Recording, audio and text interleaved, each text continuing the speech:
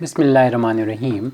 On the demand of Abhishek, Bachelor of Computer Application (BCA), Kolhan university Jharkhand, ये problem differential equation से है. Solve the initial value problem d2x over dt square minus 3 dx over dt plus 2x equal to 0. x की value t बराबर 0 पर 2 के equal है और उसके डेरिवेटिव की यानी x के डेरिवेटिव की विद रिस्पेक्ट टू t की वैल्यू t बराबर 0 पर 0 के बराबर वैल्यू दे रखी है. ये वैल्यू दी है, इसलिए ये प्रॉब्लम जो है इनिशियल वैल्यू प्रॉब्लम है. यानी यहाँ से हम इसके जो आर्बिट्री इस डिफरेंशियल इक्वेशन को जब सॉल्व करेंगे तो जो सेकंड ऑर्डर का डिफरेंशियल इक्वेशन है तो दो आर्बिट्री कांस्टेंट आएंगे. वो दोनों जो है इन गिवन जो टू वैल्यूज़ हैं उससे हम उन वैल्यूज़ को यानी कांस्टेंट को फाइंड कर लेंगे और जब सॉल्यूशन में रख देंगे तो यानी ये प्रॉब्लम जो है कम्प्लीटली सॉल्व हो जाएगी, यानी पर्टिकुलर सॉल्यूशन हमें मिल जाएगा.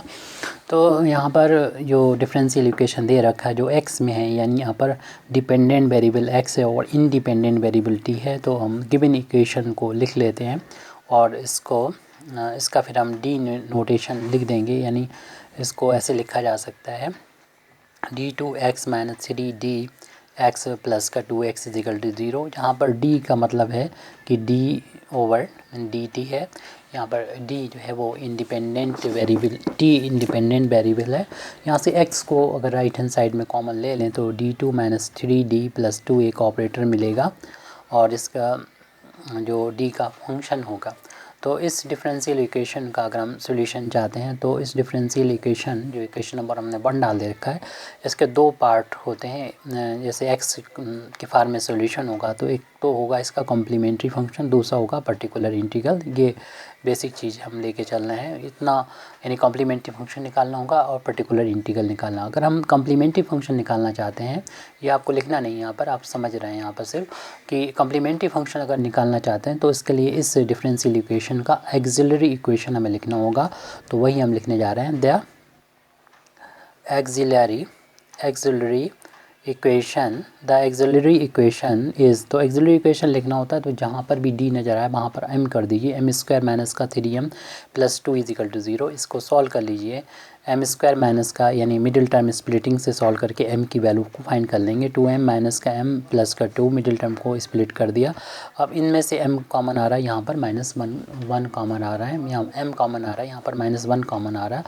तो जब इनमें से हम m को कॉमन ले लेंगे तो हमें मिलेगा m माइनस का 2. जब इन दोनों में कोई भी कॉमन नहीं तो -1 कॉमन ले लेंगे तो m माइनस का 2 हो जाएगा इजिकल टू 0. ये माइनस का निशान है, ये दो टर्म हो गए. यहाँ पर m माइनस 2 इन दोनों में से कॉमन लेने पर बचेगा m माइनस का 1. इस तरीके से हम यहाँ पर m की वैल्यू दो फैक्टर लिख सकते हैं. एक तो आ गया m माइनस का 1 और दूसरा m माइनस का 2 इजिकल टू 0 आ गया. यहाँ से हम m की दो वैल्यू लिख सकते हैं, यानी m की वैल्यू 1 और 2 आ गई. ये हमारा एक्सिलरी इक्वेशन से जो m की वैल्यू आ जाती है तो हम यहाँ पर कॉम्प्लीमेंट्री फंक्शन लिख सकते हैं. कॉम्प्लीमेंट्री फंक्शन क्योंकि ये रियल वैल्यू है और दो अलग अलग वैल्यू हैं तो कॉम्प्लीमेंट्री फंक्शन इस तरीके से फिर लिखा जाएगा c1 into e to the power 1, यानी जो भी m की वैल्यू वो लिखेंगे और जो इंडिपेंडेंट वेरिएबल है t वो लिखेंगे प्लस का c2 इंटू ई की पावर, फिर ये m की दूसरी वैल्यू यहाँ पर लिख देंगे और जो इंडिपेंडेंट वेरिएबल है t से मल्टीप्लाई कर देंगे. कम्प्लीमेंट्री फंक्शन तो हमारा ये मिल गया है. इसके बाद हम लोग निकालते हैं पर्टिकुलर इंटीग्रल. और पर्टिकुलर इंटीग्रल होता है 1/, में वो लिख लें जो आप इक्वेशन नंबर 1 का जो d का जो फंक्शन है इस पूरे को यहाँ पर अपान में लिख दें, यानी डिनोमिनेटर में लिख दें d स्क्वायर माइनस का 3d प्लस का 2. इसे लिखने के बाद यहाँ पर राइट हैंड साइड में जितना भी लिखा है उसको लिख दें. राइट हैंड साइड में कुछ नहीं है 0 के अलावा, तो इसको हम 0 यहाँ लिख देंगे. क्योंकि यहाँ पर 0 है तो ये टोटल वैल्यू जो होगी वो 0 के बराबर होगी, लेकिन फॉर्मेलिटी थी वो हमने अदा कर दी. CP भी निकाल दिया और PI भी निकाल दिया. तो इसलिए हम जानते हैं कि जो सॉल्यूशन x होता है वो कम्प्लीमेंट्री फंक्शन और प्लस पर्टिकुलर इंटीग्रल का सम होता है. तो एयरफोर जनरल सॉल्यूशन ये यहाँ पर आ गया. कम्प्लीमेंट्री फंक्शन की value c1 e to the power t plus का c2 e to the power 2 into t है और पर्टिकुलर इंटीग्रल की वैल्यू 0. इसे इक्वेशन नंबर 2 डाल दी और जो कि हमें वैल्यू दे रखे हैं यहाँ पर x बराबर जब 0 है t बराबर 0 है तो x की वैल्यू 2 के बराबर है. और ये हम देख रहे हैं x हमारे पास यहाँ पर मौजूद है. तो इससे हम x बराबर जब 0 रखेंगे, x की वैल्यू 2 रखेंगे तो t बराबर 0 रखना पड़ेगा। तो रख दीजिए यहाँ पर, क्योंकि हमको दे रखा है t बराबर 0 पर x की वैल्यू 2 के को रख देंगे। देयरफॉर x बराबर 2 होगा जब t की वैल्यू 0 हो जाएगी, रख देंगे इक्वेशन नंबर 2 में। तो ये रखने पर 2 बराबर हो जाएगा c1 इंटू ई की पावर 0 प्लस का c2 इंटू ई की पावर 2 इंटू 0, और ये 0 हो जाएगा। और जब ई की पावर 0 होगी तो इसकी वैल्यू 1 हो जाएगी, यहाँ पर भी। तो 1 से c1 में इंटू करेंगे तो c1 मिलेगा, इसमें इंटू करेंगे 1 का c2 हो जाएगा। तो इस तरीके से c1 प्लस c2 बराबर 2 आ गया, एक इक्वेशन मिल गया। इस इक्वेशन नंबर 3 डाल देंगे। और जो सेकंड वैल्यू दे रखी थी यहाँ पर x डैश 0 एट 0, इसका डैश का मतलब होता है कि x का t के रिस्पेक्ट में डिफ्रेंशिएशन, और फिर जहाँ पर भी t मिले वहाँ पर 0 रखना है। इसकी वैल्यू 0 के बराबर दे रखी है। तो इसका मतलब हमें इस इक्वेशन नंबर 2 को डिफ्रेंशिएट करके dx/dt पहले फाइंड करना पड़ेगा, बाद में इतना रख सकते हैं।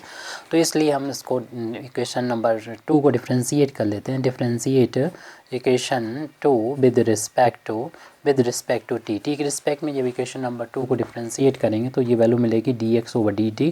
c1 इंटू में है, कांस्टेंट है, इसे बाहर ले लिए। ई की पावर टी का डिफ्रेंशिएशन, क्योंकि टी वेरिएबल है तो ई की पावर टी भी वेरिएबल है, तो ई की पावर टी का डिफ्रेंशिएशन ई की पावर टी होता है, वो लिख लिया, प्लस का निशान लगा लिया।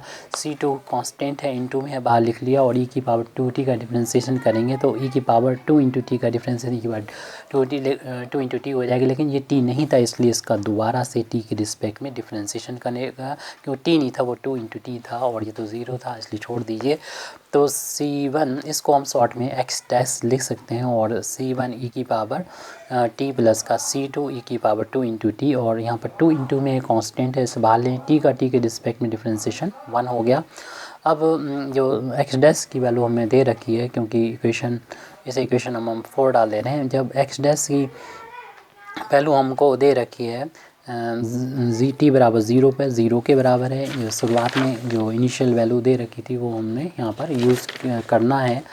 यानी इसको हम लिख सकते हैं इक्वेशन नंबर 1 में, दिस इम्प्लाइज दैट t बराबर जब 0 होगा तब x डैश की वैल्यू 0 के बराबर हो जाएगी। इस इक्वेशन नंबर हम 4 में रख देंगे तो ये वैल्यू हो जाएगी 0 बराबर c1 t की वैल्यू भी 0 है, प्लस का c2 e की पावर यहाँ पर रख देंगे 2 इंटू 0, इंटू में चल रहा है ये 2 इंटू 1 2 हो गया ये, और ये 0 है। c1 e की पावर 0 करेंगे 1 हो जाएगा, और c1 में इंटू करेंगे तो c1 आ जाएगा। 2 ये शुरू में लिख दें, c2 e की पावर 0 है तो 1 हो जाएगा। इस तरीके से ये हमें एक इक्वेशन और मिल गया है c1 और c2 में।